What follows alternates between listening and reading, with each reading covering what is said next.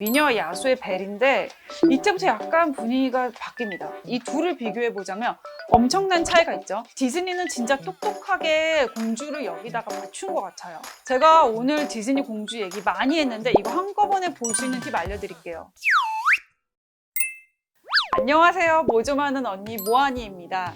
이제 곧 디즈니 뮬란 실사판 영화가 개봉이 된다고 하는데 이 얘기 들으니까 옛날 생각 새록새록 나더라고요. 저는 고등학교 1학년 때 극장에서 이 영화를 처음 봤는데 당시 공주가 나오는 디즈니 애니메이션을 엄청 좋아하던 친구가 맨날 이 주제가를 부르고 다닌 기억이 나요. 저는 솔직히 말씀드리면 어렸을 때도 공주 캐릭터를 좋아하는 편은 아니었어요.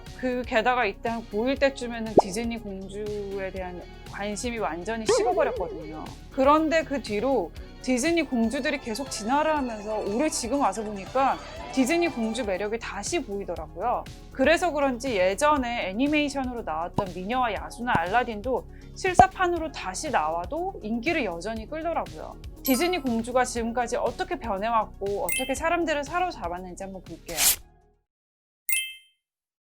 디즈니의 첫 공주는 1937년에 나온 너무 유명한 백설공주죠. 유치원 때 제가 이걸 극장에서 재상영하는 걸 봤는데 그때 어린 눈에도 백설공주가 너무 예뻐 보였어요. 아직까지도 저한테는 디즈니 공주 외모 원탑으로는 백설공주입니다.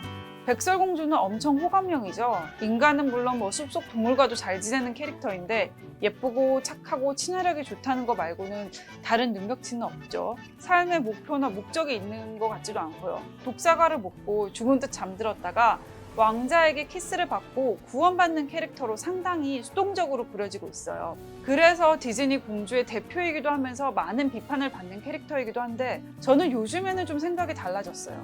어려서부터 왕비의 국악을 많이 받아서 하녀처럼 지내다 보니까 집안일을 매우 잘하게 됐고 그래서 나중에 일곱난장이 집에 가서도 내가 요리와 청소를 해줄 테니까 머물게 해달라고 협상을 하죠. 수동적이기만 한 민폐 캐릭터는 아니라는 얘기예요.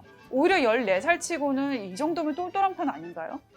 그 다음이 50년대에 나온 신데렐라랑 잠자는 숲속의 공주 오로라인데요. 신데렐라는 좋은 집안에서 태어났지만 계모 때문에 하녀처럼 지내다가 무도회에서 왕자를 만나서 인생 역전을 하는 대표적인 캐릭터죠. 인기는 많은데 그만큼 부정적인 요소도 많다는 거예요. 남자를 잘 만나서 팔자를 고쳐보겠다고 나선 것도 아닌데 본인은 좀 억울할 수도 있죠. 왜냐면 신데렐라 컴플렉스 이런 얘기도 나왔잖아요. 오로라는 디즈니 공주 중에서도 역대급 미인으로 평가를 받는데 처음부터 오드리 헵번을 롤모델로 만들어서 그렇대요. 그 다음 공주가 인어공주 에리얼. 제가 초등학교 들어가서 극장에서 처음 본 디즈니 애니메이션인데요. 그때 언더 더 씨란 노래를 너무 좋아해서 이거 맨날 부르고 다녔거든요.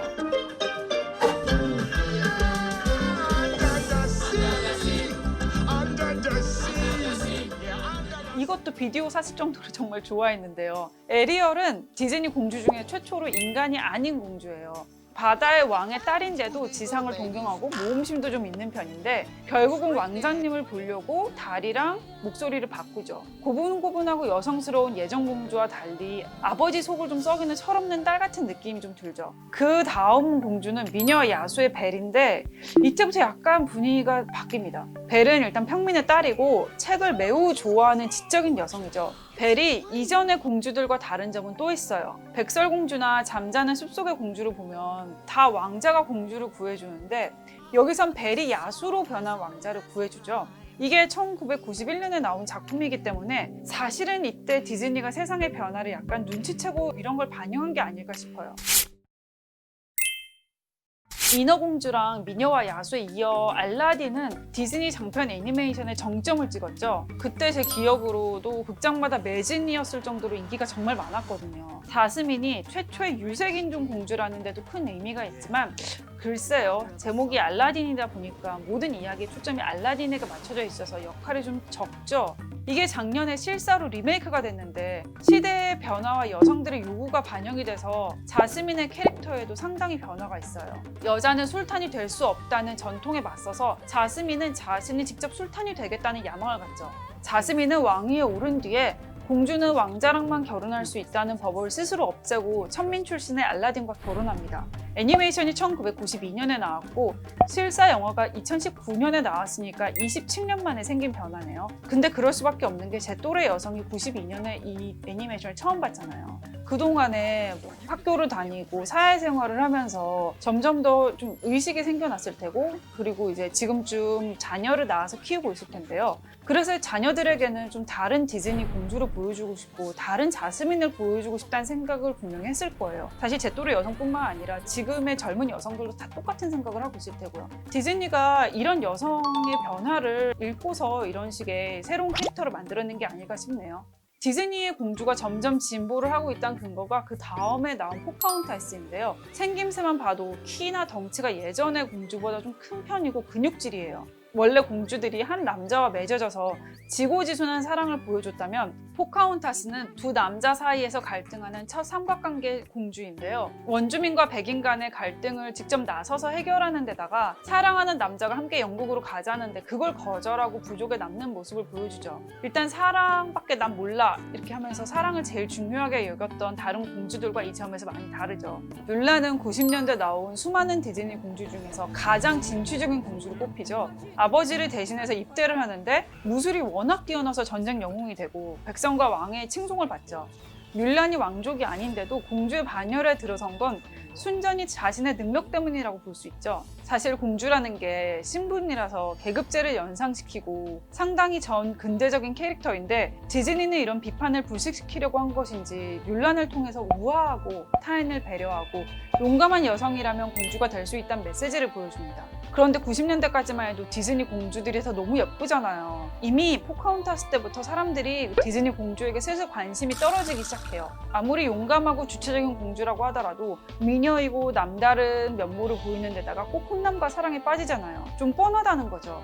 이 틈을 치고 들어온 게 2001년에 나온 드림웍스의 슈렉이었어요. 피오나 공주는 당연히 예쁘고 우아하다는 상식을 깨뜨렸고 이 영화는 전 세계적으로 선풍적인 인기를 끌어요. 여기에 충격을 받았는지 디즈니는 한참 동안 공주를 등장시키지도 않았고 그 뒤로는 더 과격한 변화를 하죠. 상당히 현실적인 상황에 처한 공주도 나타나게 되고 또 과거에 비해서 전통적인 미인상이나 미소녀상이 아닌 공주도 등장하게 됩니다. 그런데 제가 볼 때 가장 큰 변화는 뭐냐면 사랑에 빠지지 않는 공주가 나타난다는 거예요. 자기의 성공을 쫓는다던가 아니면 자기의 정체성을 지키는 게 더 중요한 공주들이 나타난다는 거죠. 그래서 예전에 초기에 공주들은 뭐 백설공주나 신데렐라 보면 왕자들이 와서 구해주잖아요. 근데 이제는 그 반대의 상황이 벌어지거나 아니면 아예 그냥 왕자가 등장을 하지 않아요. 디즈니가 이런 고민 끝에 10년 만에 내놓은 공주가 바로 티아나인데요. 이 티아나가 한국 시장에서는 별로 성공을 거두지 못했지만 저는 가장 좋아하는 공주입니다. 최초의 흑인 공주인데 생각해보니까 알라딘 이후로는 계속 유색인종 공주를 내놓고 있네요. 일단 설정 자체가 뼈 빠지게 일하는 여성이고 돈 모아서 창업하라는 여성이어서 아주 현실적인 캐릭터거든요. 가난한 집 딸인데 요리를 좋아하고 잘해요. 자기 식당 연기의 꿈이라서 웨이트리스, 주방보조 같은 알바를 엄청나게 하죠. 진짜 워커홀릭 같아요. 개구리를 싫어하는데 개구리로 변신한 왕자가 뽀뽀해주면 돈 주겠다고 하니까 자기 식당 열고 싶은 마음에 개구리한테 뽀뽀도 해줍니다. 이건 뭐 너무 현실적이다 못해 약간 잔인한 구석까지 있는데요. 어떻게든 자기가 성공하려고 고군분투한 흑쇼 같은 캐릭터라서 너무 마음에 들었어요. 라푼젤은 조용히 인기를 끌었던 공주라고 해야 할까요? 머리카락의 치유 능력을 타고난 공주로 디즈니 공주 중 처음으로 초능력을 갖고 있어요. 라푼젤은 그림체가 워낙 예쁘고 캐릭터 자체가 호감형이어서 그런지 막 흥행 대박 이 정도까지는 아닌데 조용하게 인기를 끌었어요.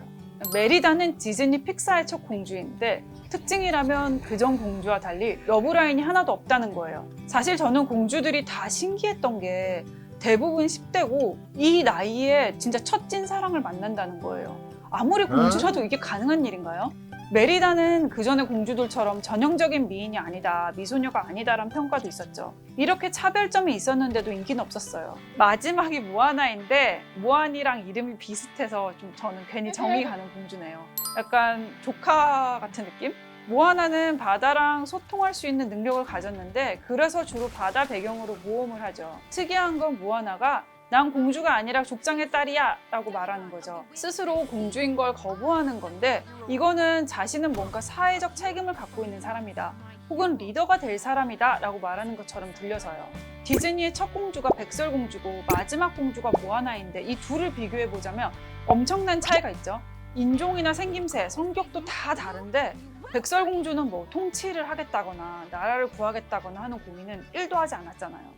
모아나가 마지막 공주라서 많이 당황하셨죠? 엘사와 안나가 왜 안 나오냐? 90년대 중반에 끊어진 디즈니 공주의 인기를 되살린 게 바로 겨울왕국인데 이 둘이 디즈니 프린세스 라인에 없다는 게 말이 되냐고 생각할 수도 있는데 얘네는 진짜 공식 라인에 없어요. 워낙 인기가 많아서 디즈니 프린세스가 아니라 별도의 프랜차이즈로 끌고 나가겠다는 전략인 것 같아요. 안나는 말괄량이고 남자 주인공과 티키타카 하다가 결혼한다는 게 기존의 디즈니 공주와 비슷한데 엘사는 참 다르죠. 엘사는 어렸을 땐 공주였다가 왕위를 이어받은 여왕이고 역대급 초능력을 갖고 있는 데다가 성격이 부정적이고 어두운 구석이 있어요. 자매이긴 하지만 여자들끼리 서로 도와가면서 어려움을 이겨내는 이야기나 엘사가 남자 도움 없이 압도적인 힘으로 모든 걸 해결하는 장면, 그리고 레릿고 다 잊어 라고 노래하는 이 쿨한 모습까지 강한 여성을 동경하는 요즘 여자애들뿐만 아니라 성인 여성도 좋아할 만한 지점이 많은 것 같아요. 제가 오늘 디즈니 공주 얘기 많이 했는데 이거 한꺼번에 볼 수 있는 팁 알려드릴게요.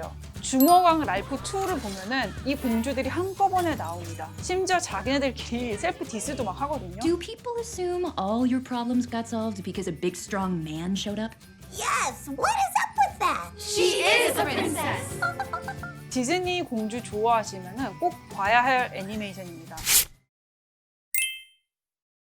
시대가 원하는 여성성이 바뀌고 여성도 스스로가 바뀌면서 디즈니는 진짜 똑똑하게 공주를 여기다가 맞춘 것 같아요. 공주의 인종, 생김새뿐만 아니라 공주의 역할, 정의까지 조금씩 바꿔가면서 오늘날 여성의 롤모델을 최대한 비슷하게 따라가려는 노력을 하고 있는 거죠. 앞으로 쇼컷한 공주도 나오고 몸집이 좀 넉넉한 공주도 나오고 원피스 아예 안 입는 공주도 나올 수 있지 않을까요?